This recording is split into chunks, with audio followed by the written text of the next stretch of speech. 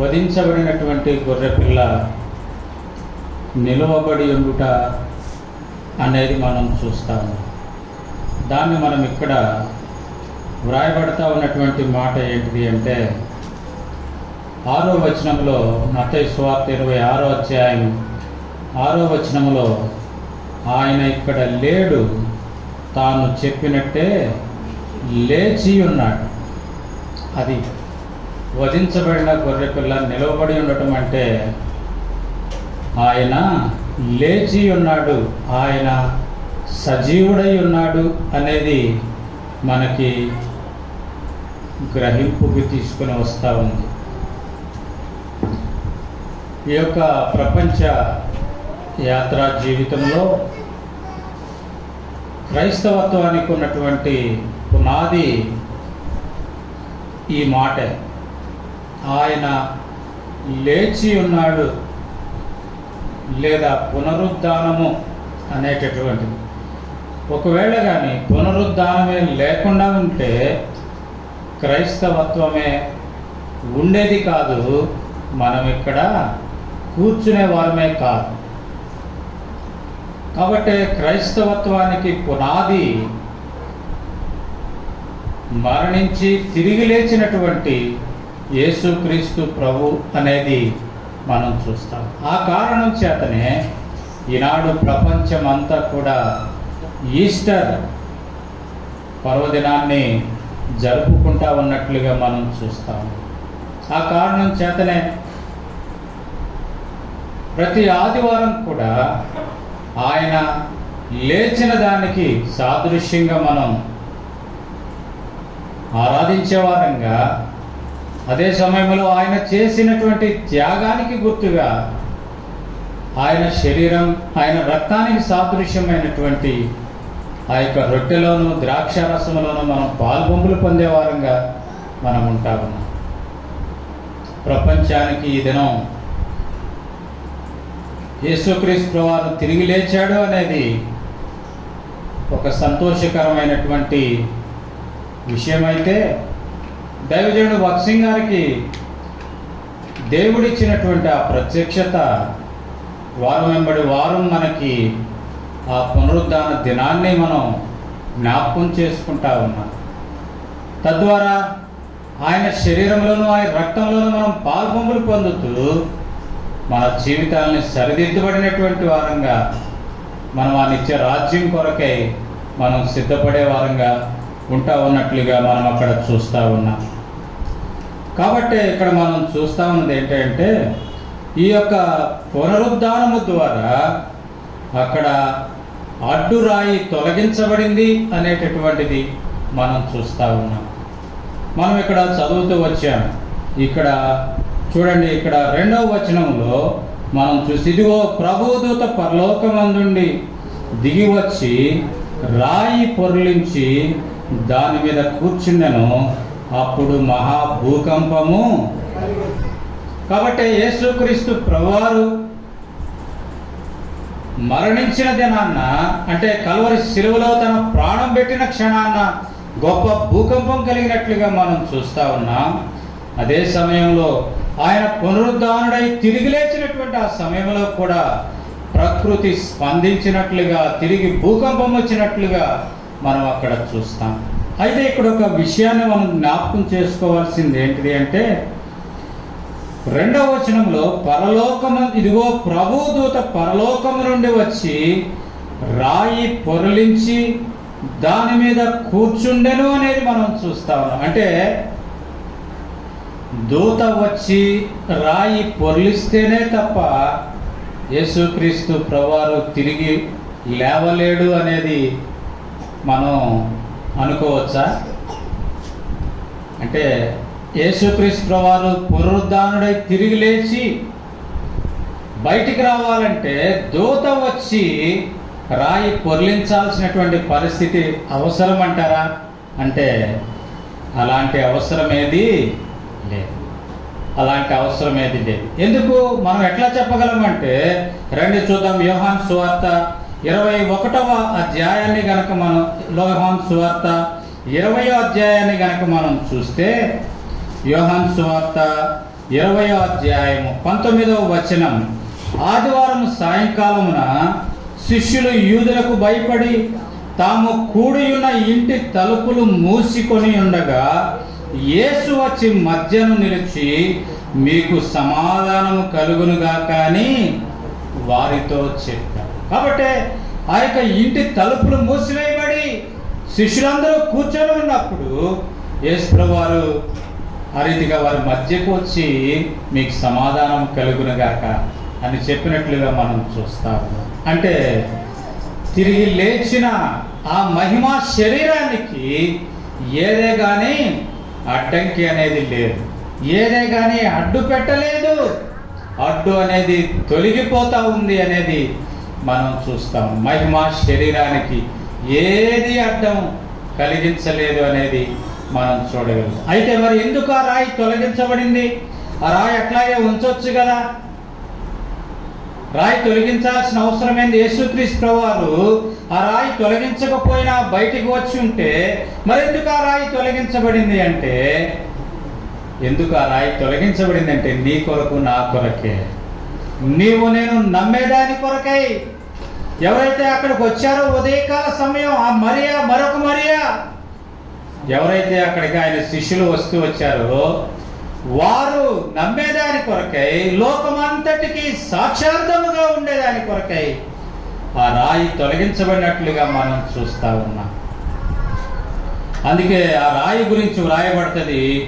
Mark సువార్త 16వ అధ్యాయంలో ఆ రాయి గురించి వ్రాయబడుతుంది. ఒక మాట చూడండి.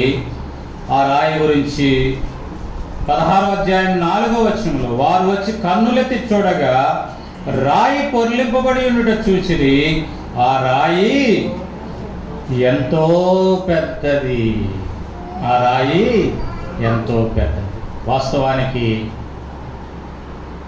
మనం ఉదాహరణకి కనుక మనం గమనిస్తే యోహాను సువార్త చూడండి. యోహాను సువార్తలో 11వ అధ్యాయంలో గనక మనం చూస్తే, యోహాను సువార్త 11వ అధ్యాయంలో గనక మనం గమనిస్తే గనక, యోహాను సువార్త 11వ అధ్యాయం, యోహాను సువార్త 11వ అధ్యాయం 39వ వచనం మనం చూస్తా ఉన్నాం. చూడండి 39. యేసు రాయి తీసివేయడని చెప్పగా చనిపోయిన వాని సహోదరి అయిన మార్త, ప్రభువా, అతడు చనిపోయి 4 దినములైనది గనుక ఇప్పటికి వాసన కొట్టునని ఆయనతో చెప్పాను.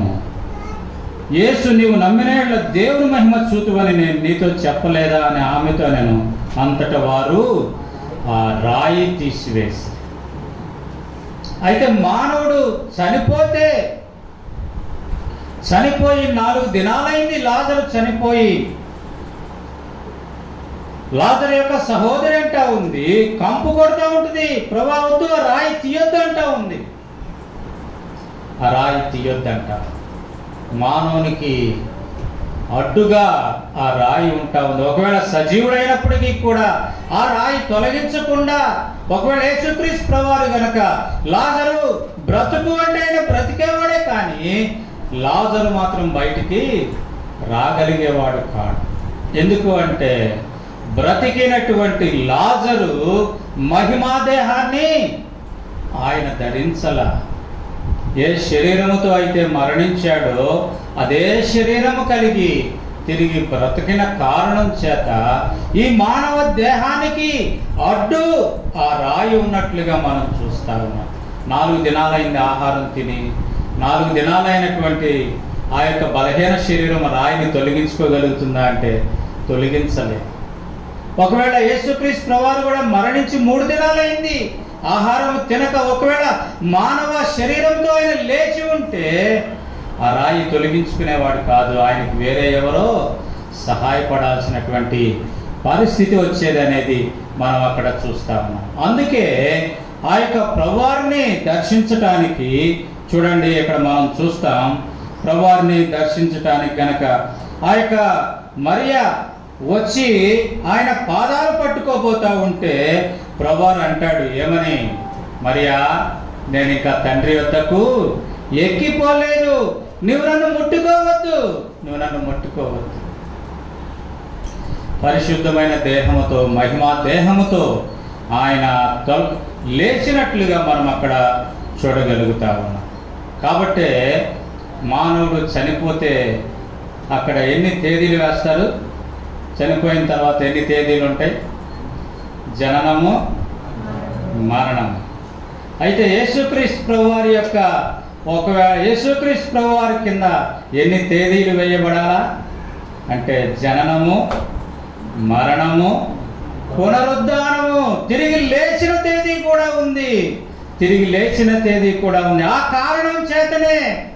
కారణం చేతనే ఈనాడు నీవు నేను విశ్వాసం ఉంచగలుగుతా ఉన్నాం.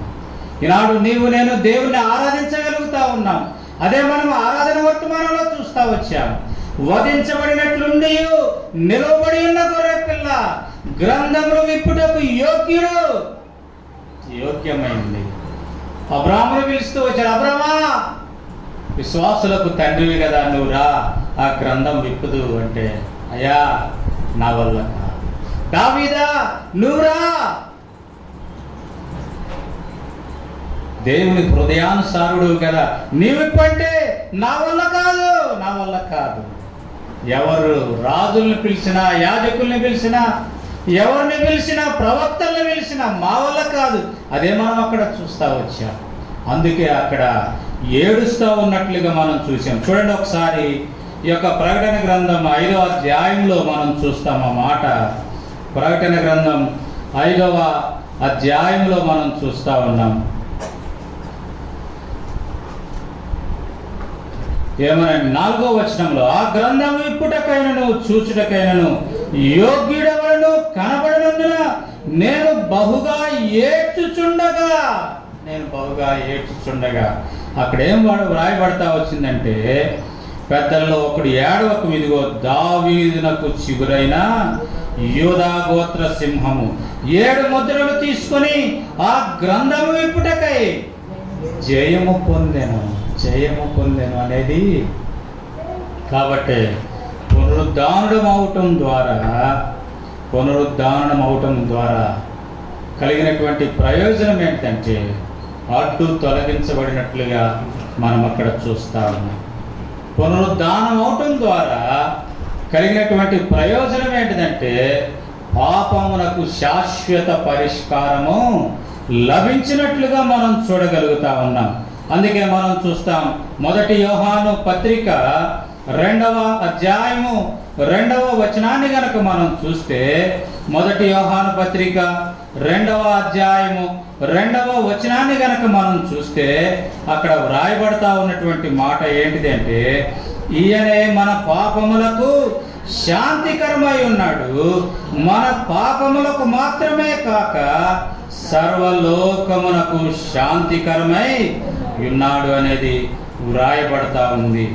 మన పాపములు అంటే ఇక్కడ ఏమని వ్రాయబడింది అంటే ప్రాయశ్చిత్తమై ఉన్నాడు అంటే పాపానికి శాశ్వతమైన పరిష్కారం పాపానికి ప్రాయశ్చిత్తము లభించినట్లుగా మనం చూస్తాం. ఒకవేళ ఆయన కల్వరి శిలువకి ఎక్క ముందు ఆ యొక్క న్యాయపు తీర్పు పొంది ఆ యొక్క కొడాల చేత కొట్టబడి శిక్షించబడి కల్వరి శిలువలో 3 రేఖలకు వేలాడి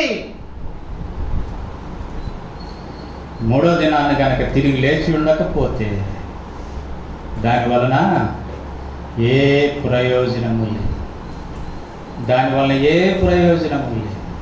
అయితే ఆయన పునరుద్ధానుడై తిరిగి లేవటం ద్వారా మాత్రమే మన పాపాలకి శాశ్వతమైనటువంటి పరిష్కారం, విమోచన లభించినట్లుగా మనం చూస్తాము. రెండవదిగా ఆయన పునరుద్ధానుడై తిరిగి లేవటం ద్వారా మనం చూస్తా ఉన్నాం మరణము శక్తిహీనమైపోయింది. అందుకే మనం చూస్తాం కొరింథీయులకు రాసిన 1వ పత్రిక 15వ అధ్యాయాన్ని గనక మనం చూస్తే, కొరింథీయులకు రాసిన 1వ పత్రిక 15వ అధ్యాయాన్ని గనక మనం చూస్తే అక్కడ మనం చూస్తాం 54వ వచనంలో, ఈ క్షయమైనది అక్షయతను ధరించుకున్నప్పుడు, ఈ మర్త్యమైనది అమర్త్యతను ధరించుకున్నప్పుడు విజయమందు మరణము మృంగివేయబడెను. విజయమందు మరణము మృంగివేయబడెను. అందుకే అక్కడ వ్రాయబడతా ఉన్నటువంటి మాట ఏంటంటే, ఓ మరణమా నీ విజయం ఎక్కడ, ఓ మరణమా నీ ముళ్ళు ఎక్కడ. మరణపు ముళ్ళు పాపము, పాపమునకున్న బలము ధర్మశాస్త్రము. అయితే మన ప్రభువైన యేసుక్రీస్తు మూలముగా జయము అనుగ్రహించుచున్నా.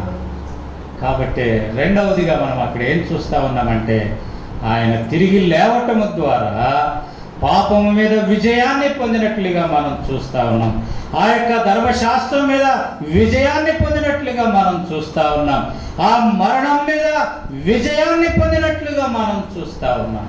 జయశాలులమై ఈ దినాన్న చాలామంది ఉదయకాలనే వెళ్ళి ఉంటారు కదా, వాళ్ళ పితరుల సమాధులు చూసుకోవటానికి, పితరుల సమాధులు చూడటానికి వెళ్ళి ఉంటారు. వెళ్తూ వెళ్తూ ఒక పాట పాడతారు. ఏం పాట? గీతం గీతం జయ జయ గీతం. అంటే ఇది అంత ఆచారయుక్తమైనది, అయితే పాట మాత్రం శ్రేష్టమైనది కదండి.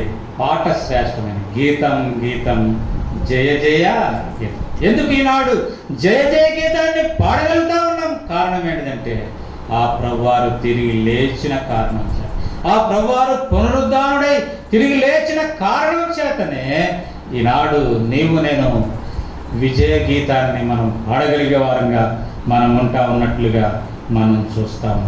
అంత మాత్రమే కాదు, కానీ అక్కడ మనం చూస్తే అక్కడ మనకేం కనిపిస్తూ ఉందంటే, చూడండి, ఈ యొక్క మత్తయి సువార్త 28వ అధ్యాయంలో మనం చూస్తూ ఉన్నాం. మత్తయి సువార్త 28వ అధ్యాయం 3వ వచనంలో మనం గమనిస్తూ ఉన్నాం. ఆ దూత స్వరూపము మెరుపు వలె ఉండెను, అతని వస్త్రము హిమమంత తెల్లగా. కాబట్టి అక్కడ ఏమొచ్చింది అంటే, ఏమొచ్చిందండి? ఆ యొక్క సమాధిలో చీకటి పోయి వెలుగు నింపబడింది. చీకటి పోయి వెలుగు నింపబడింది. కాబట్టి మూడవదిగా ఏమి అక్కడ మనం చూడగలుగుతా ఉన్నామంటే, చీకటి పారద్రోలబడింది అనేది మనం చూస్తా ఉన్నాం. అందుకే మనం చూస్తాం కదా, మనకి వ్రాయబడతాం, చీకటిలోకి నుండి ఆశ్చర్యకరమైన తన వెలుగులోనికి పిలిచిన అనేది మనం చూస్తాము. కాబట్టి చీకటి బ్రతుకులు వెలిగించబడినట్లుగా మనం చూస్తాము. ఆ కారణం చేతనే ఆదికాండం 1వ అధ్యాయంలో ఆయన నోటి నుండి పలికిన మొదటి మాట ఏంటంటే, వెలుగు కలుగునుగా. ఆ వెలుగు మంచిదైనట్లుగా మనం అక్కడ చూస్తాం. ఆ వెలుగు మంచిదైనట్లుగా మనం అక్కడ చూస్తాం. కాబట్టి అక్కడ రక్షణ కార్యము జరిగినట్లుగా మనం చూడాలి. మూడవదిగా అక్కడ ఏమైంది అంటే, వెలుగుతో నింపబడినట్లుగా, అంటే రక్షణ కార్యము జరిగించబడినట్లుగా, ఆ యొక్క చేరువచ్చిన వారికి విశ్వాసము స్థిరపరచబడినట్లుగా మనం అక్కడ చూడగలుగుతాం.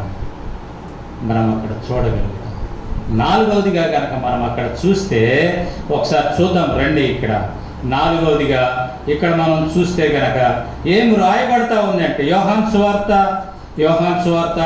11వ అధ్యాయంలో మనం చూస్తాం. యోహాను సువార్త 11వ అధ్యాయంలో మనం చూస్తాం. అక్కడ మార్త ఏమంటా ఉంది అంటే, చూడండి అక్కడ ఏమంది? ప్రభువా, 39వ వచనం మధ్యలో, మార్త, ప్రభువా అతడు చనిపోయి 4 దినములు అయింది కనుక ఏమవుతుంది అక్కడ? వాసన. ఒక మనిషి చనిపోయాడు అనుకోండి, ఒక మనిషి చనిపోతే మనం ఎంత సమయం ఇంట్లో ఉంచగలమండి? ఎంత సమయం ఇంట్లో ఉంచుతాం? 1 రోజు లేదా 2 రోజులు. 2వ రోజుకి ఏమంటాం? వాసన వస్తున్నాడు, తొందరగా తీసేయండి కదా. కాబట్టి 3 దినాలైంది. 3 దినాలైంది అంటే ఆ సమాధిలో ఎలాంటి వాసన రావాలంటే, కంపు కొట్టే వాసన రావాలి, దుర్వాసన రావాలి. కానీ అక్కడ ఆ దుర్వాసన లేనట్లుగా మనం చూస్తాం. ఏంటి కారణం అంటే, దేవదూత అక్కడ ఎలా ఉంది అంటే మెరుపు వలె ఉంది. ఆ మెరుపు ఆ యొక్క సమాధిలో ప్రవేశించటం ద్వారా అక్కడ ఎటువంటి దుర్వాసనకి స్థానం లేనటువంటిదిగా మనం అక్కడ చూస్తాం. దుర్వాసన కంపు అక్కడ లేనట్లుగా, సువాసన వెదజల్లేదిగా. అందుకే మనం చూస్తాం ఎఫెసీయులకు రాసినటువంటి పత్రికలో ఆయన ఎందుకు మన కోసం చనిపోయాడు అంటే, ఎఫెసీయులకు రాసిన పత్రిక 2వ అధ్యాయంలో మనం చూస్తాం. ఎఫెసీయులకు రాసినటువంటి పత్రిక 2వ అధ్యాయంలో మనం 5వ అధ్యాయంలో మనం చూస్తాం. కావున మీరు ప్రియులైన పిల్లల వలె దేవుని పోలి నడుచుకోండి. క్రీస్తు మిమ్మల్ని ప్రేమించి పరిమళ వాసనగా ఉండుటకు మన కొరకు తను తాను దేవునికి అర్పణగాను బలిగాను. కాబట్టి నీవు నేను అట్టి సువాసన భరితమైనటువంటి జీవితాన్ని జీవించేదాని కొరకై సాదృశ్యంగా మనం అక్కడ చూస్తాము. కాబట్టి మొదటిది మనం ఏం చూస్తూ ఉన్నామంటే అడ్డురాయి తొలగించబడింది. ఈ తొలగించబడినటువంటి అడ్డురాయి ఎట్లాంటిది అంటే అది ఎంతో పెద్దది. అంటే బహుశా ఒక మానవుడు తొలగించలేనటువంటి, ఒక మనిషి తొలగించలేనటువంటి పెద్దది అనేది మనం అక్కడ చూస్తాం. అటువంటి అడ్డురాయి అంటే దాని అర్థం ఏంటిదంటే మానవునికి అసాధ్యమైనది దేవుడు సాధ్యపరుస్తాడు. కనుక ప్రియమైన సహోదరుడా, ప్రియమైన సహోదరి, ఆయన తిరిగి లేవటం ద్వారా నీ జీవితంలో ఏదైనా అసాధ్యం ఉందేమో, ఏదైనా నీకు అడ్డుబండగా ఉంటా ఉందేమో, ఏదైనా నీకు ఆటంకంగా ఉందేమో. ప్రభా, ఎందుకు నా జీవితంలో దీన్ని అనుమతించావు? ప్రభా, ఎందుకు నాకు ఈ జీవితంలో ఈ కన్నీరు, ఈ కష్టాలు అని ఒకవేళ కృంగిపోతా ఉన్న పరిస్థితి ఉంటా ఉందేమో. అయితే ప్రభు అంటా ఉన్నాడు, ఇదిగో తొలగించబడింది, ఇదిగో తొలగించబడింది. సదాకాలం కింద అంటాడు 20వ వచనంలో, ఈ యొక్క మత్తయి సువార్త 28వ అధ్యాయం 20వ వచనంలో అంటాడు చివరిలో, ఇదిగో నేను యుగ సమాప్తి వరకు సదాకాలం మీతో కూడా. కాబట్టి ఆయన మనతో ఉన్నాడు అనేది మనం గ్రహించాలనేది దేవుని ఉద్దేశంగా మనం చూస్తాము. రెండవదిగా కనుక మనం చూస్తే ఈ యొక్క రాయి తొలగించబడటం అనేటటువంటిది విజయోత్సాహానికి లేదా ఆనందానికి చిహ్నంగా మనం చూస్తాం. మొదటిగా అవరోధము తొలగించబడినట్లుగా మనం చూస్తాం. రెండవదిగా ఆనందానికి చిహ్నముగా మనం చూడగలుగుతాము. అందుకే ఇందాక మనం చదువుకున్నటువంటి రీతిగా ఈ యొక్క కొరింథీయులకు రాసిన మొదటి పత్రిక 15వ అధ్యాయంలో ఉన్నటువంటి ఆ మాట హోషేయ గ్రంథము 13వ అధ్యాయము 14వ వచనంలో మనం చూస్తాం. చూడండి, హోషేయ గ్రంథము 13వ అధ్యాయము 14వ వచనం దయచేసి చదవండి. అయినను పాతాళ వశములో నుండి నేను వారిని విమోచింతును, మృత్యువు నుండి నేను వారిని రక్షింతును. మరణమా నీ విజయం ఎక్కడ? ఓ మరణమా నీ ముళ్ళు. కాబట్టి పాతాళము నుండి, ఆ మృత్యులోకము నుండి విడిపించబడిన దానికి సాదృశ్యంగా మనం అక్కడ చూస్తాము. అంటే మరణానికి ఇక మన మీద జయము లేదు అనేది మనం అక్కడ గమనిస్తాము. మరణానికి జయము లేదు అనేది మనం అక్కడ గమనిస్తాము. మరణం అనేటటువంటిది విలువ లేనిది అనేది మనం గమనిస్తా ఉన్నాం. మానవుడు అనుకున్నాడు ఆయన చనిపోయినప్పుడు, అక్కడ రండి చూద్దాం మత్తయి సువార్త 27వ అధ్యాయం, మత్తయి సువార్త 27వ అధ్యాయం మనం చూస్తూ ఉన్నాం. చూడండి 65వ వచనంలో, అందుకు పిలాతు కావలి వారు ఉన్నారు కదా, మీరు వెళ్ళి మీ చేతనైనంత మట్టుకు సమాధిని భద్రము చేయడని వారితో చెప్పాను. ఏంటి కారణం అంటే అక్కడ చెప్తా ఉన్నారు 63వ వచనం, అయ్యా ఆ వంచకుడు సజీవుడై ఉండినప్పుడు 3 దినముల తర్వాత నేను లేచదనని చెప్పినది మాకు జ్ఞాపకం ఉన్నది అనేది చెప్తా ఉంటే, మీరు వెళ్ళి ఏం చేయమంటా ఉన్నాడు? సమాధిని భద్రం చేయండి. అందుకే ఎంతో పెద్ద రాతిని ఆ సమాధి యొక్క ముఖద్వారం మీద పెట్టు. అంతేకాకుండా వారు అక్కడ మనం చూస్తా ఉన్న 66వ వచనంలో వారు వెళ్ళి కావలిని వారిని కూడా ఉంచుకొని రాతికి ముద్ర వేసి సమాధిని భద్రం చేసి, రాతికి ముద్ర వేశారు. రాజు ముద్ర వేస్తే రాజు అనుమతి లేకుండా ఎవరు కూడా దానిని తొలగించడానికి వీలు లేదు. అదే సమయంలో అక్కడ కావలి వారిని సైనికులు ఉంచినట్లుగా మనం చూస్తా ఉన్నాం. అయితే ఎప్పుడైతే ప్రభువారు లేచారో, లేచినప్పుడు ముద్ర వేయబడిన రాయి దొర్లించబడింది. దొర్లించబడిన రాతి మీద ఆ దేవుని యొక్క దూత కూర్చున్నట్లుగా మనం చూస్తాం. ఆ ముద్ర మీద దేవుని దూత కూర్చున్నట్లుగా మనం, అంటే ముద్ర కొట్టివేయబడింది అనేది మనం అక్కడ చూస్తా ఉన్నాం. ముద్ర కొట్టివేయబడినట్లుగా చూస్తాం. అంత మాత్రమే కాకుండా ఎవరినైతే అక్కడ ఆ రాతిని తొలగించకుండా ఉంచుతూ వచ్చారో వారు ఎలా ఉన్నారంట చూడండి. ఇక్కడ మనం చూస్తా ఉన్నాం 4వ వచనం, 28వ అధ్యాయం 4వ వచనంలో, అతనికి భయపడుట వలన కావలి వారు వణికి చచ్చిన వారు వలె.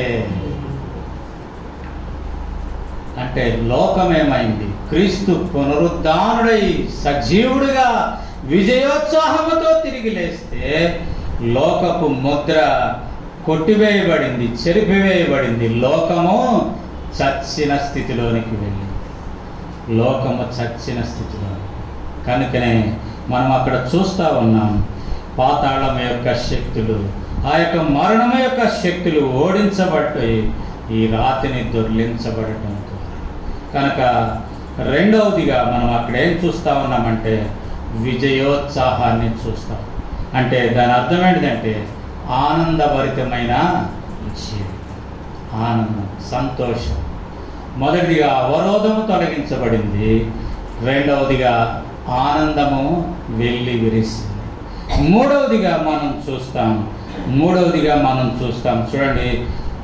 ఇక్కడ వ్రాయబడతా ఉన్నటువంటి మాట ఏంటిది అంటే, ఎఫెసీయులకు రాసినటువంటి పత్రిక 2వ అధ్యాయము 20వ వచనం. ఎఫెసీయులకు రాసినటువంటి పత్రిక 2వ అధ్యాయము 20వ వచనం.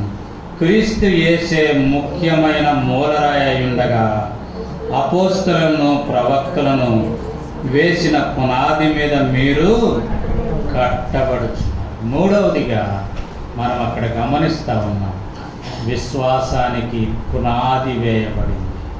విశ్వాసానికి పునాది వేయబడినట్లుగా మనం చూస్తాం. అంటే విశ్వాసానికి పునాది, ఆరంభం అనేది మనం అక్కడ చూస్తాం. అందుకే అక్కడ మనం చూస్తూ ఉన్నాం, క్రీస్తు యేసే ముఖ్యమైన మూలరాయి ఉండగా, మూలరాయిగా తిరిగి లేచినటువంటి ఆ ప్రభు. అందుకే మనం చదువుతాం కదా, అందుకే మనం చదువుతాం చూడండి.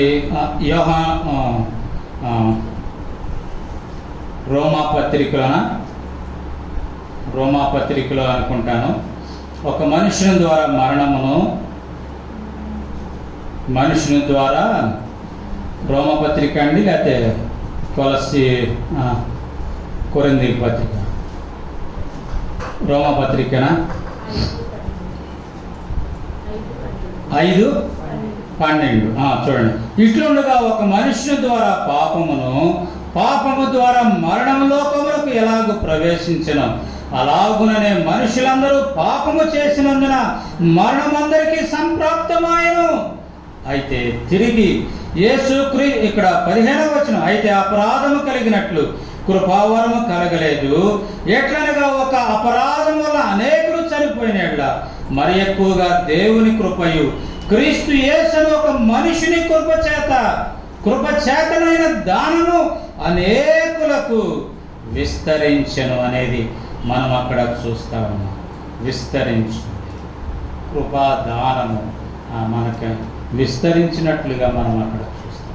ఆ కారణం చేత ఆయన మూలరాయి ఉంటుండగా, ఇక్కడ రోమాపత్రిక 2వ అధ్యాయంలో మనం చూస్తా ఉన్నాం, 21వ వచనంలో మనం అక్కడ చదువుతా ఉన్నాం చూడండి. రోమాపత్రిక 2వ అధ్యాయం 21వ వచనంలో, ప్రతి కట్టడమును ఆయనలో చక్కగా అమర్చబడి ప్రభువునందు పరిశుద్ధమైన దేవాలయం ఒకటకు వృద్ధి పొందుచున్నాము. ఆయనలో మీరు కూడా ఆత్మ మూలముగా దేవునికి నివాస స్థలమై ఉండుటకు కట్టబడుచున్నారు. దేవునికి నివాస స్థలమై ఉండేదాని కొరకే నీవు నేను కూడా ఆ పునాది రాయి మీద మనము కూడా రాయిగా పేర్చబడి మనము కూడా దేవాలయంగా కట్టబడతా ఉన్నామనేది మనం అక్కడ చూడగలుగుతాం. మూడవదిగా మనం అక్కడ చూస్తా ఉన్నది ఏంటంటే, పునాది రాయి వేయబడినట్లుగా మనం అక్కడ చూస్తా ఉన్నాం. విశ్వాసము, ఆ యొక్క పునరుద్ధాన సంబంధమైనటువంటి ఆ విశ్వాసము ఆరంభమైనట్లుగా మనం చూస్తా ఉన్నాం. అంతే మాత్రమే కాకుండా రోమాపత్రిక 4వ అధ్యాయం 25వ వచనాన్ని కనుక మనం చూస్తే, రోమాపత్రిక 4వ అధ్యాయము 25వ వచనం కనుక చూస్తే, ఆయన మన అపరాధముల నిమిత్తం అప్పగింపబడి మనము నీతిమంతులుగా తీర్చబడుటకై లేపబడెను అనేది మనం అక్కడ చూస్తాం. కాబట్టి పునాది నీతిమంతత్వం అనేది నీతిమంతులంగా మనం తీర్చబడటానికి ఆయన లేపబడినట్లుగా మనం చూస్తాం. అంతేకాకుండా కొరింథీయులకు రాసిన మొదటి పత్రిక 15వ అధ్యాయం 4వ వచనం కనుక మనం చూస్తే, ఆయన లేపబడటం ద్వారా లేఖనాలు నెరవేర్చబడినట్లుగా మనం అక్కడ చూడగలుగుతా ఉన్నాం. అంత మాత్రమే కాదు, ఆ యొక్క పేతురు పత్రిక మొదటి పత్రిక మనం చూస్తే గనక మొదటి అధ్యాయము 3-4 వచనాలు గనక చూస్తే, మొదటి పేతురు పత్రిక మొదటి అధ్యాయము 3-4 వచనాలు గనక మనం చూస్తే అక్కడ వ్రాయబడతా ఉన్నది చూడండి. పేతురు రాసిన మొదటి పత్రిక మొదటి అధ్యాయము 3-4-5 వచనాలు అక్కడ రాస్తా ఉంది చూడండి. తన మహిమను బట్టి గుణాతిశయమును బట్టి మనం పిలిచిన వారిని గూర్చి అనుభవ జ్ఞానము వలన ఆయన దైవశక్తి జీవమునకును భక్తికిని కావలసిన వాటిని మనకు దయచేయుచున్న దేవుని గూర్చినట్టి మన ప్రభు అయిన యేసుక్రీస్తుని గూర్చినట్టి అయిన అనుభవ జ్ఞానము వలన మనం అక్కడ మీకు కృపయు సమాధానము విస్తరించును గాక. ఆ మహిమ గుణాతిశయమును బట్టి ఆయన మనకు అమూల్యమును అత్యధికమునైన వాగ్దానం అనుగ్రహించి ఉన్నాడు అనేటటువంటిది మనం అక్కడ చూస్తా ఉన్నాం. అంత మాత్రమే కాకుండా ఈ దురాశ క్షమించండి, నేను 2వ పేతురు పత్రిక చదువుతా ఉన్నా. అది మొదటి పేతురు పత్రిక మొదటి అధ్యాయం 3-4 వచనం, మన ప్రభువు యేసుక్రీస్తు తండ్రి అయిన దేవుడు స్తుతింపబడును గాక. మృతులలో నుండి యేసుక్రీస్తు తిరిగి లేచుట వలన జీవముతో కూడిన నిరీక్షణ. కాబట్టి ఆయన మృతులలో నుండి తిరిగి లేవటం ద్వారా మొదటిగా లేఖనం నెరవేర్చబడింది. ఆయన మృతులలో నుండి తిరిగి లేవటం ద్వారా నీతిమంతులంగా మనం తీర్చబడతా ఉన్నాం. మూడవదిగా ఆయన మృతుల్లో నుండి తిరిగి లేవటం ద్వారా జీవముతో కూడిన నిరీక్షణ మనకు కలుగుతా ఉంది. అంటే దాని అర్థం ఏంటిదంటే, అక్షయమైనదియు నిర్మలమైనదియు వాడబారనిదియునైన స్వాస్థ్యము మనకు కలుగునట్లు ఆయన తన విశేష కనికరము చొప్పున మనలను మరలా జన్మింప చేశాడు.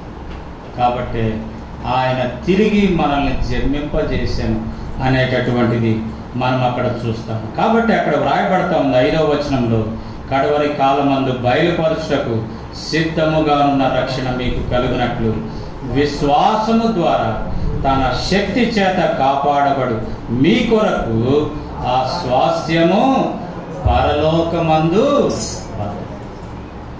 కాబట్టి ఆయన తిరిగి లేవటం ద్వారా మన జీవితాల్లో నిరీక్షణ మన జీవితాలకు ఉంది.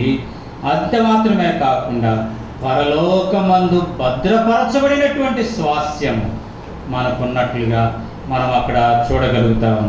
అంత మాత్రమే కాకుండా మనం కనుక గమనిస్తే కొలస్సీలకు రాసిన పత్రికలో మొదటి అధ్యాయము 18వ వచనాన్ని కనుక మనం చూస్తే, కొలస్సీలకు రాసిన పత్రిక మొదటి అధ్యాయము 18వ వచనం కనుక మనం చూస్తే సంఘమును శిరస్సుకు సంఘమును శరీరమునకు ఆయనే శిరస్సు, ఆయనకు అన్నింటిలో ప్రాముఖ్యత కలిగి నిమిత్తము ఆయన ఆది అయ్యుండి మృతులలో నుండి లేచుటలో ఆది సంభూతుడు ఆయన యందు సర్వ సంపూర్ణత నివసింపవలననియు ఆయన శిలువ రక్తము చేత సంధి చేసి ఆయన ద్వారా సమస్తము అనగా అంటే భూలోకమందున్నవైన పరలోకమందున్నవైన వాటన్నిటినీ ఆయన ద్వారా తనతో సమాధానపరచవలనని తండ్రి అభీష్టమైన.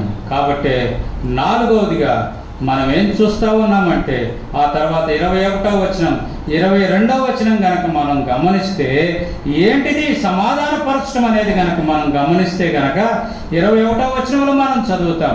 ఏంటిది సమాధానపరచడం అంటే, మీరు గత కాలమందు దేవునికి దూరస్తులను మీ దుష్క్రియల వలన మీ మనసులో విరోధ భావన కలిగిన వారై ఉండిన ఎడల ఉండిన మిమ్మును కూడా తన సన్నిధికి ఏం చేయబడతా ఉంది, పరిశుద్ధులుగా నిర్దోషులుగా నిరపరాధులుగా నిలవబెట్టుటకు ఆయన మాంసయుక్తమైన దేహమందు మరణం వలన ఇప్పుడు మిమ్మును అది సమాధానపరచడం.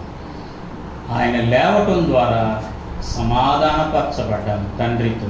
అంటే దాని అర్థం ఏంటిది అంటే, మనము పరిశుద్ధులముగా నిర్దోషులముగా తర్వాత నిరపరాధులుగా తీర్చబడినట్లుగా మనం అక్కడ చూస్తాము.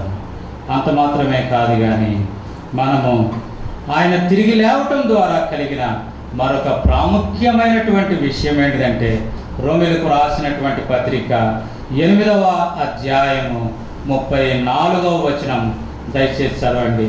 రోమీయులకు రాసిన పత్రిక 8వ అధ్యాయం 34వ వచనం. శిక్ష విధించువాడెవడు?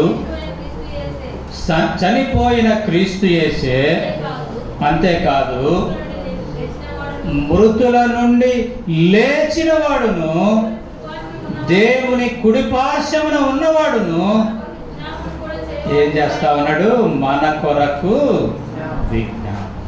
తండ్రి కుడిపార్శ్వన చేరి నీ కొరకు నా కొరకు విజ్ఞాపన చేసేవాడుగా ఆయన ఉన్నట్లుగా మనం చూస్తాం. కాబట్టి మనం 3వదిగా పునాది దేనికంటే ఆయన లేవటం ద్వారా విశ్వాసానికి పునాది వేయబడినట్లుగా మనం చూస్తాం. అందుకే ఆయనకు పేరు విశ్వాసమునకు కర్తయు దాన్ని కొనసాగించువాడైనా అనే పేరు. విశ్వాసమునకు కర్త, దానిని తద్వారా మన జీవితాల్లో నీతి, తద్వారా లేఖనాల యొక్క నెరవేర్పు, తద్వారా తండ్రితో సమాధానం. అంటే నిర్దోషులముగా నిష్కలంకులముగా నిరపరాధము. అంత మాత్రమే కాకుండా ఆయనే మన పక్షంగా తండ్రి కుడి పార్శ్వన చేరి మన పక్షంగా, మన బలహీనమైనప్పటికీ అపరాధులమైనప్పటికీ మన పక్షంగా తండ్రి దగ్గర విజ్ఞాపన చేసే విజ్ఞాపనకర్తగా ఆయన మనకున్నట్లుగా మనం చూడగలుగుతాము. తర్వాత 4వది కనుక మనం చూస్తే మనకు రాయబడతా ఉంది. యోహాను సువార్త 14వ అధ్యాయము 27వ వచనాన్ని కనుక మనం గమనిస్తే, యోహాను సువార్త 14వ అధ్యాయం 24వ వచనం దయచేసి చదవండి. శాంతి మీకు అనుగ్రహించి చదవండి 27వ వచనం. శాంతి మీకు అనుగ్రహించి వెళ్ళుచున్నాను, నా శాంతినే మీకు అనుగ్రహించుచున్నాను, లోకమిచ్చినట్లు నేను మీకు అనుగ్రహించటలేదు. మీ హృదయములు కలవరపడనీయకుడి, వెరవనీయకుడి అనేది మనం అక్కడ చూస్తా ఉన్నాం. శాంతి అనే దగ్గర అక్కడ మనం ఏం చూస్తా ఉన్నామంటే సమాధానము అనేది మనం చూస్తా ఉన్నాం, లేదా విశ్రాంతి అనేది మనం అక్కడ చూస్తా ఉన్నాం. విశ్రాంతి అనేది మనం చూస్తాం. కాబట్టి 4వదిగా ఆయన తిరిగి లేవటము ద్వారా మన జీవితంలో నెమ్మది లేదా విశ్రాంతి లేదా సమాధానం అనుగ్రహించినట్లుగా మనం చూస్తాం. అందుకే మనం చూసాం ఆ యొక్క ప్రకటన గ్రంథంలో 7వ అధ్యాయంలో అనుకుంటా, ప్రతి వాని కన్నుల యొక్క బాష్ప బిందు తుడిచివే. అంటే దాని అర్థం ఏంటిది అంటే ఆయన మనల్ని ఓదార్చేవాడు, ఆయన మనల్ని ధైర్యపరిచేవాడు కదా.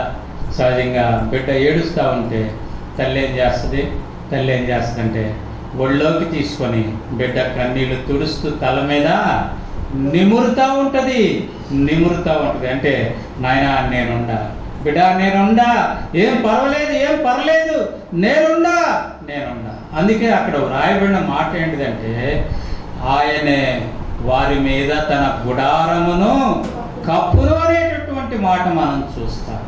అంటే ఆయనే మనకు ఆదరణ, ఆయనే మనకు నెమ్మది. అందుకే ఆయన గురించి వ్రాయబడిన మాట ఏంటిదంటే కొరింథీయులకు రాసిన మొదటి పత్రిక, రెండవ పత్రిక అనుకుంటా, కొరింథీయులకు రాసిన రెండవ పత్రిక మొదటి అధ్యాయం, కొరింథీయులకు రాసిన రెండవ పత్రిక మొదటి అధ్యాయము 4వ వచనంలో దేవుడు మమ్మును ఏ ఆదరణతో ఆదరించుచున్నాడో ఆ ఆదరణతో ఎట్టి శ్రమలలో ఉన్న వారినైనను ఆదరించుటకు శక్తి గలవారు మగునట్లు అనేది మనం అక్కడ చూస్తా ఉన్నాం. దానిపైన గనక మనం చూస్తే 3వ వచనాన్ని గనక చూస్తే కనికరము చూపు తండ్రి సమస్తమైన ఆదరణ అనుగ్రహించు. కాబట్టి ఆయనకి పేరేంటిదంటే సమస్తమైన ఆదరణ ఇచ్చేది. అందుకే అక్కడ వ్రాయబడతా ఉంది, పౌలు గారు మమ్మల్ని ఎట్లా ప్రభు తయారు చేశాడంటే ఎట్టి శ్రమల్లో ఉన్న వారినైనా ఆదరించగలిగే వారంగా మేము ఉండేదాని కొరకై ఆయన మమ్మల్ని అట్టి ఆదరణతో ఆదరిస్తా ఉన్నాడు అని చెప్తా ఉన్నాడు. పౌలు గారిని అట్టి ఆదరణతో ఆదరిస్తే ఆ అట్టి ఆదరణను గ్రహించినటువంటి ఆ దేవుడు ఇంకెంతటి ఆదరణ కర్త. అందుకే అక్కడ వ్రాయబడింది సమస్తమైన ఆదరణ అనేటటువంటి మాట. కాబట్టి ఆయన తిరిగి లేవటం ద్వారా మన జీవితాలకి సమస్తమైన ఆదరణ, ఓదార్పు, నెమ్మది కలిగినట్లుగా మనం అక్కడ చూడగలుగుతా ఉన్నాం. అంత మాత్రమే కాదు, 5వదిగా కనుక మనం చూస్తే అక్కడ వ్రాయబడతా ఉన్నటువంటి మాట ఏంటిదంటే ఎఫెసీయులకు రాసినటువంటి పత్రిక 2వ అధ్యాయం 14వ వచనం. ఎఫెసీయులకు రాసినటువంటి పత్రిక 2వ అధ్యాయము 14వ వచనాన్ని గనక మనం చూస్తే అక్కడ వ్రాయబడతా ఉంది, చదవండి.